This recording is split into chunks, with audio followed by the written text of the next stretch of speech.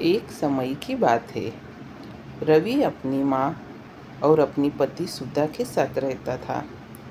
रवि की पत्नी बहुत ही कामचोर और आलसी थी। वही रवि की माँ एक सीधी सादी और भोली औरत थी। सुधा बेटी, उठो, सुबह हो गई है। सुबह के 11 बज रहे हैं। इतनी देर तक नहीं सोना चाहिए। अरे बाप रे, 11 बज गए। मुझे तो आज ब्यूटी पार्लर जाना है। मैं जल्दी तैयार होके नाश्ता करके निकल जाती हूँ। तभी सुधा नाश्ता करके ब्यूटी पार्लर के लिए निकल जाती है। अरे बेटा रवि, तुम आ गए। मैं कब से तुम्हारी राह देख रही थी। चलो जल्दी से हाथ मुंह धो लो। मैंने तुम्हारे पसंद की आलू की सब्जी बनाई है और पकोड़े भी बनाए हैं। अरे हाँ माँ, बट मुझे तो आज बहुत लेट हुआ है। तुम इतनी देर तक मत जगा करो। तुम खाना खा के सो जाया करो माँ। वैसे सुधा कहाँ पे है? बेटा सुधा तो सो गई है। अभी तुम भी हाथ मुंह धो के खाना खा लो तो खाना ठंडा हो जाएगा। इसी तरह घर के सारे काम रवि की माँ ही किया करती थी और सुधा बाहर जाके खाना खा के घूम फिर के आया करती थी। अरे माँ जी, ये आप क्या कर रही है? शाम हो गई है और अभी आप साफ सफाई कर रही हो। मुझे तो बहुत नींद आ रही है। अरे बेटी, घर में बहुत गंदगी हो गई थी, इसीलिए आज सुबह से मैं साफ सफाई कर रही हूँ। अभी सब हो गया है। और सुनो, आज मैं बहुत थक गई हूँ। क्या तुम अब खाना बनाओगी? मैं तो खाना खा के आई हूँ। अभी ना भी नहीं बोल सकती। अभी इनके लिए कुछ खिचड़ी बना देती हूँ। अरे माँ, कि ये क्या है? मैं जब भी देखता हूँ तुम काम ही करती रहती हो। अभी तुम्हें आराम करना चाहिए। पूरा दिन काम करती रहती हो। सुधा को भी कुछ काम दिया करो। वैसे वो कहाँ पे है? तभी वह कमरे में जाता है तो वहाँ उसे सुधा सोई हुई दिखती है। अरे, ये तो सो भी गई। ठीक है, कल सुबह ही इससे बात करता हूँ। सुधा, सुबह के 10 बज गए हैं और अभी तुम उठ रही हो। तुम्हें उठ के माँ का हाथ बटाना चाहिए, मगर तुम हो कि कुछ काम ही नहीं करती। अरे रवि, इतना क्यों चिल्ला रहे हो? सुबह के 10 ही तो बजे हैं। और हाँ, माँ जी को मैंने नहीं बोला काम करने के लिए। उठने के बाद मैं करने ही वाली थी।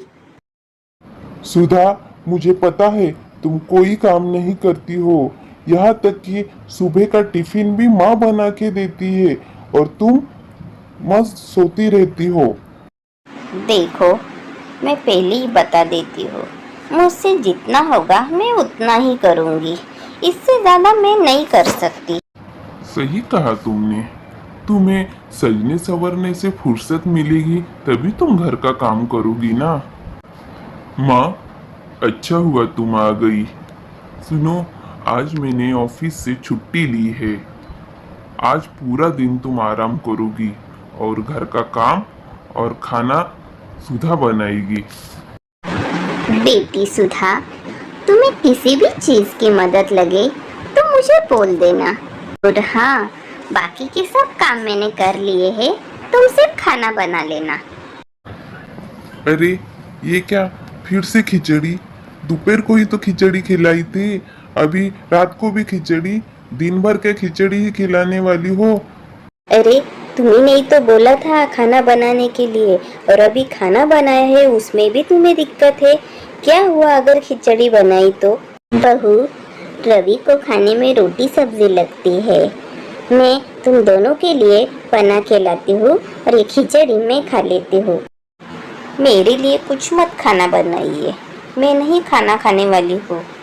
और हाँ माँ जी, मुझे पता है आप ही आपके बेटे के मेरे खिलाफ भड़का रही हो। आपको अगर मुझसे कोई दिक्कत है तो आप मुझे बोलती।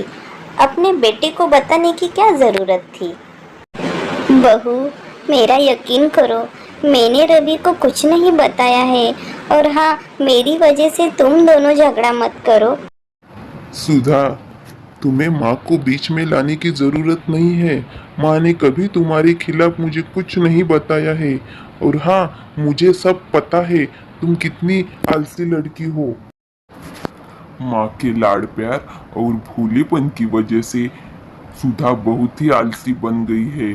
अब मुझे ही उसे सबक सिखाना पड़ेगा। माँ, बहुत दिन से तुम कहीं घूमने नहीं गई हो। इस बार तुम गाँव जाओ माँ, और कुछ दिन वहाँ पे ही रुको, तुम्हें अच्छा लगेगा। तरह रवि माँ को गांव भेज देता है। सुनो, मैंने माँ को कुछ दिनों के लिए गाँव भेज दिया है, इसीलिए अभी घर तुम्हें ही संभालना है। और तुम्हें अभी पैसे भी नहीं मिलेंगे, जो चाहिए वो मुझे बोला करो। ये है, रवि के लिए तो खिचड़ी बनाई है। मेरा तो फल खा के ही पेट भर गया, मुझसे ये खिचड़ी नहीं खाई जाती। अरे रवि, तुम आ गए, इतनी देर कर दी आने में। चलो हाथ मुंह धो लो और खाना खाओ, मैंने तुम्हारे लिए खिचड़ी बनाई है। तुम मेरी चिंता मत करो, मैं मेरे दोस्त के यहाँ से खाना खा के आया हूँ। तो खिचड़ी तुम ही खा लेना। वैसे खिचड़ी तो तुम खाने वाली हो नहीं, मुझे पता है। और ये फल खा के जो कचरा किया है वो भी साफ कर देना। 2 दिन से ढंग का खाना भी नहीं खाया, घर के साले फल भी खत्म हो गए।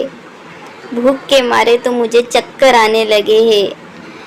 माँ जी थी तो माँ जी कितना अलग अलग तरह के पकवान बना के खिलाती थी, और अभी तो और घर में सब इधर उधर बिखरा पड़ा है। अगर रवि ने देख लिया तो फिर से डांट पड़ेगी, इसीलिए पहले साफ सफाई करती हूँ और फिर खाना बना लेती हूँ।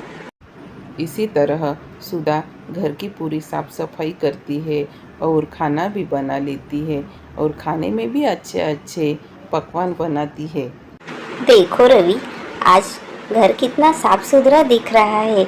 मैंने सारे घर की साफ सफाई की है, और हाँ, खाने में भी तुम्हारे पसंदी का सब बनाया है। अरे वाह सुधा, सच में घर तो आज बहुत साफ सुथरा दिख रहा है। और हाँ, तुमने खाना भी बनाया है। घर का पूरा काम करके मैं तो आज बहुत थक गई हूँ। सासू माँ की तो उम्र हो गई है, फिर भी वह रोज इतना काम करती है। वह कितनी थकती होगी, यह मुझे आज समझ आया। सच में रवि, मुझसे गलती हो गई। मैंने कभी माँ जी के बारे में सोचा ही नहीं। अभी मैं भी माँ जी को आराम करने दूंगी। चलो, अच्छी बात है, तुम्हें तुम्हारी गलती का एहसास हो गया। मैं कल ही माँ को गांव से ले आता हूँ।